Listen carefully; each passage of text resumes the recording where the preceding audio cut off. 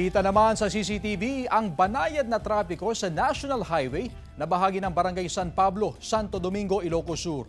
Kuha ito pasado alas 2 ng madaling araw kahapon. Paglagpas ng container van, makikita ang tricycle na nakahinto sa shoulder lane ng kalsada. Maya-maya pa, nag-U-turn ang tricycle at hindi nakita ang paparating na pampasaherong bus sa kabilang lane. Dito na nasalpok ng bus ang tricycle na may lula na 2 pasaherong babae. Dahil sa impact, nayupi ang likurang bahagi ng tricycle. Agad namang isinugod sa pagamutan ang 2 babae na sakay ng tricycle. Ngunit idinekta ng dead on arrival.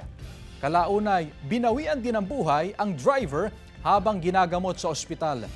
Nagkaareglo na ang pamilya ng mga biktima at kumpanya ng bus sa nangyaring insidente. Paalala lang po sa mga motorista po natin na tuwing pag-cross sila ng highway, look at your left, right.